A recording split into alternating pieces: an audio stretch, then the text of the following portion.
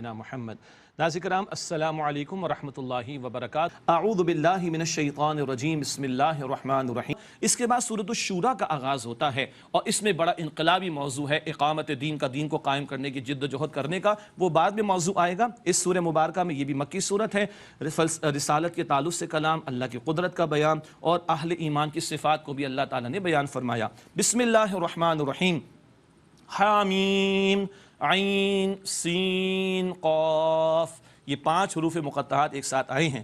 کذالک یوحی الیک وإلی الذین من قبلک اللہ العزیز الحکیم، اسی طرح آپ کی طرف، آپ سے پہلوں کی طرف اللہ وہی فرماتا ہے، وہ اللہ جو غالب ہے اور حکمت والا۔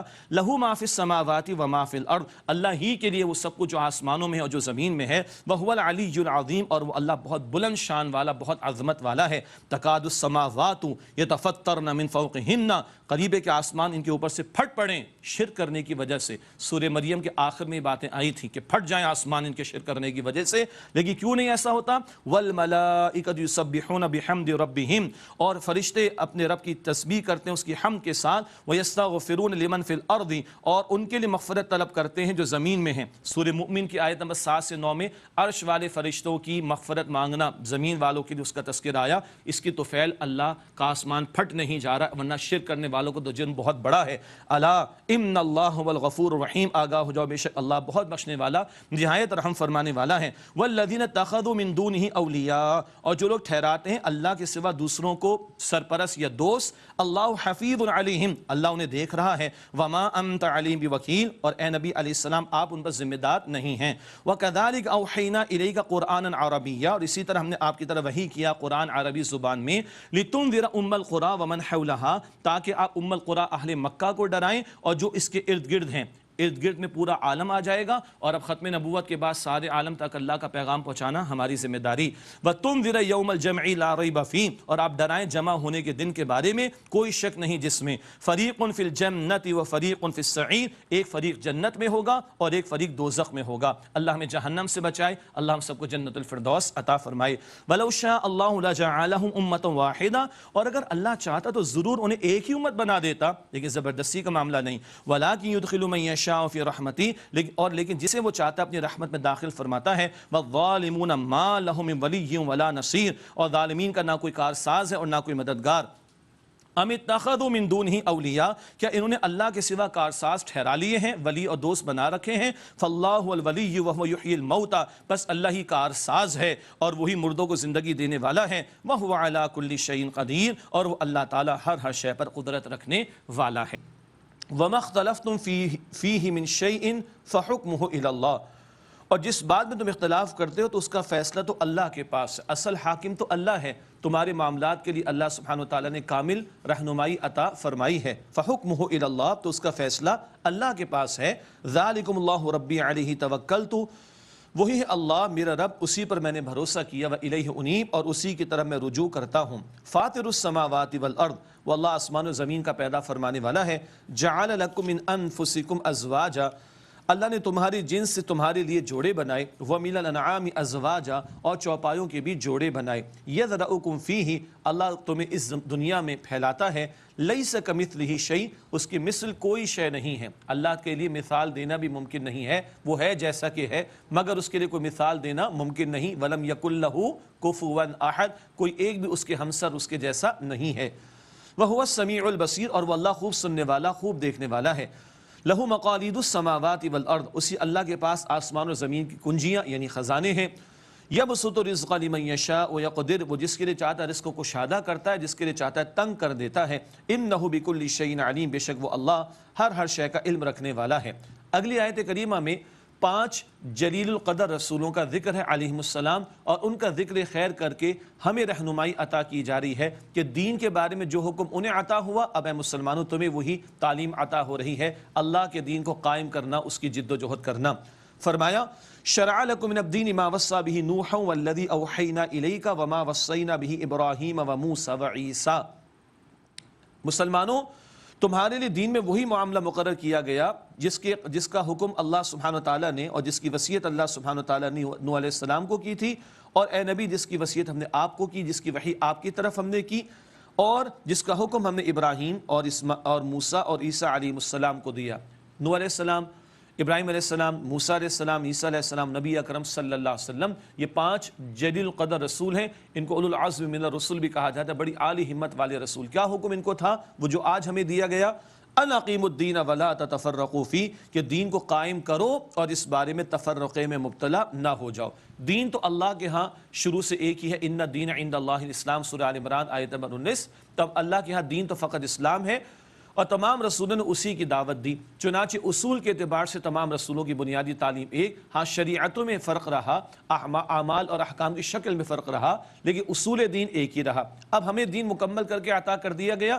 اصولی تعلیم ہمارے دین کی ایمانیات کے بارے میں اور احکام کے بارے میں، فرائض و واجبات کے بارے میں، اخلاقیات کے بارے میں بالکل ایک جیسی ہے. ہاں علمی طور پر ضمنی باتوں میں کوئی علمی اختلاف ہو جائے تو وہ تفرقہ نہیں ہے، اس میں کوئی حرج کی بات نہیں. لیکن دین میں حصے بکھرے کر دینا یہ تفرقہ ہے جس سے منع کیا گیا ہے. دوسری بات، اگر تو دین قائم ہو تو اس کو قائم رکھا جائے گا. اگر شریعت کے احکام نافذ ہیں تو ان کو نافذ رکھا جائے گا، اور اگر دین کے احکام قائم اور نافذ نہ ہو تو اب ان کو قائم کرنے کی جد و جہد کی جائے گی. یہ وہ مقصد تھا جو نبی اکرم صلی اللہ علیہ وسلم کا بعثت کا مقصد بھی ہے. آگے انشاءاللہ ہم سورہ فتح کی آیت 28 سے پڑھیں گے، سورہ صف کی آیت نمبر 9 میں پڑھیں گے. لیظہرہ علی الدین کلہ، اللہ نے رسول پاک علیہ السلام کو اس لیے بھیجا کہ آپ کل نظام زندگی پر اللہ سبحانہ وتعالیٰ کے دین کو غالب کر دیں. 23 برس کی جد و جہد میں کبھی طائف کی گلیاں، کبھی ہجرت کی راتیں، کبھی بدر کا میدان، کبھی احزاب کا موقع، کبھی فتح مکہ. 259 صحابہ کی جانیں راہ خدا میں پیش ہوئیں اللہ کے کلمے کی سربلندی کے لیے. حضور نے پیٹ پر پتھر باندھے، فاقے برداشت کیے، دو مہینے گھر میں چولہا نہ جلا. اپنے مقدس صحابہ کی لاشیں آپ نے دیکھیں، آپ کا خون حتی طائف کی گلیوں میں، آپ کا خون مبارک احد کے میدان میں بہایا گیا. یہ ساری سٹرگل، ساری جد و جہد کس لیے تھی؟ ان اقیم الدین، کہ دین کو قائم کیا جائے. اگر دین قائم ہو تو اس کو برقرار رکھا جائے گا، اور اگر مغلوب ہو تو اس کو قائم کرنے کی جد و جہد کی جائے گی. پہلے یہ رسولوں کے ذمہ تھا، اب ختم نبوت کے بعد یہ ذمہ داری میرے آپ کی امت مسلمہ کے کاندھوں پر ہے. اللہ مجھے اور آپ کو اس کی توفیق عطا فرمائے. یہ دین اللہ نے نظام حیات کے طور پر، ایک کوڈ آف لائف کے طور پر دیا، اور یہ اپنا غلبہ چاہتا ہے اور اپنے کلمے کی سربلندی اللہ ہم سے کروانا چاہتا ہے. اللہ مجھے اور آپ کو اس کی توفیق عطا فرمائے. ان اقیموا الدین ولا تتفرقوا فیہ، کہ تم دین کو قائم رکھو یا قائم کرو. اگر قائم نہیں تو اس کو قائم کرنے کی جد و جہد کی جائے. ولا تتفرقوا فیہ، اور اس میں تفرقے میں مبتلا نہ ہو. اس سے یہ بھی معلوم ہوتا ہے کہ جب اس اجتماعی ذمہ داری کو امت ادا کرے گی تو آپس کے تفرقے بھی ختم ہو جائیں گے. آج کسی نے کسی ایک گوشے کو دین کے لے لیا، کسی نے دوسرے گوشے کو لے لیا، ہر ایک چھوٹی چھوٹی چند باتوں پر مطمئن ہے، اور پورے کے پورے دین کا عالم کیا ہے؟ معاف فرمائیے گا، سود کا نظام جاری ہے اور اللہ اس کے رسول سے اعلان جنگ کیے بیٹھے ہم لوگ. بے حیائی کا طوفان جاری ہے، اور حرام کی کتنی شکلیں جاری. شریعت کی سزاؤں پر عمل درآمد نہیں ہو رہا. شریعت کے کتنے احکام ہیں جن کا نفاذ آج نہیں ہو رہا. اور کچھ لوگ ہیں کہ مطمئن ہو کر بیٹھے ہوئے کہ ہم تو بخشے بخشائیں، اور کچھ لوگوں کا خیال ہے کہ بس ہم ہی ہم ہیں اور باقی کوئی بھی نہیں ہے، باقی کسی کی کوئی حیثیت نہیں. ارے بھائی، شریعت کا یہ حکم، قرآن کا یہ حکم کہ اللہ کے دین کو قائم کرنے کی جد و جہد کرو، یہ ہم سب کی مشترکہ ذمہ داری ہے. جب اس کو ادا کریں گے انشاءاللہ تعالیٰ تو آپس کے تفرقے بھی ختم ہوں گے. اللہ ہمیں اس کی توفیق عطا فرمائے.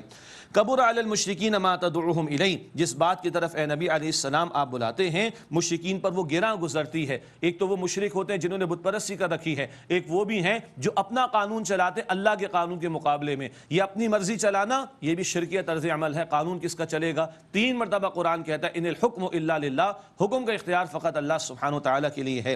کبر علی المشرکین ما تدعوہم الیہ، آپ جس بات کی طرف بلاتے ہیں وہ بات، یہ توحید کی بات، یہ اقامت دین کی بات، یہ مشرکین پر گراں گزرتی ہے. اللہ یجتبی الیہ من یشاء ویہدی الیہ من ینیب، اللہ جسے چاہتا ہے اپنی طرف چن لیتا ہے، یہ اللہ کا خاص معاملہ. اور جو اللہ کی طرف رجوع کرتا ہے اللہ تعالیٰ اسے ہدایت عطا فرماتا ہے. ایک اللہ کا خاص معاملہ کہ اللہ چن لے. امیر حمزہ رضی اللہ تعالیٰ عنہ کا واقعہ قبول اسلام کا، سیدنا عمر رضی اللہ تعالیٰ عنہ کا واقعہ قبول اسلام کا. سبحان اللہ، اللہ چن لیتا ہے. اور عام معاملہ کیا ہے؟ جس میں طلب و تڑپ ہوگی، جس میں ہدایت کی جستجو ہوگی، اللہ تعالیٰ اس کو ہدایت عطا فرمائے گا. اللہم اہدنا الصراط المستقیم، اے اللہ ہم سب کو صراط مستقیم کی ہدایت عطا فرما. وما تفرقوا الا من بعد ما جاءهم العلم بغيا بينهم، اور انہوں نے تفرقہ نہیں ڈالا مگر اس کے بعد کہ جب ان کے پاس علم یعنی وحی میں سے بات آ گئی، آپس کی ضد کی وجہ سے. اہل کتاب کا بیان پہچان تو گئے تھے لیکن ضد کی وجہ سے، تعصب کی وجہ سے انہوں نے حق کو رد کیا. ولولا کلمۃ سبقت من ربک الی اجل مسمى لقضی بینہم، اور اگر آپ کے رب کی طرف سے ایک مدت مقررہ تک مہلت دینے کا فیصلہ نہ گزر چکا ہوتا تو ان کے درمیان کب کا فیصلہ کر دیا گیا ہوتا. وقت معین پر فیصلے ہوا کرتے ہیں۔ وَإِنَّ الَّذِينَ أُورِثُوا الْكِتَابَ مِن بَعْدِهِمْ لَفِي شَكٍّ مِّنْهُ مُرِيبٍ، اور بے شک جو لوگ ان کے بعد کتاب کے وارث بنائے گئے وہ اس کے بارے میں تردد میں ڈالنے والے شک میں مبتلا ہیں۔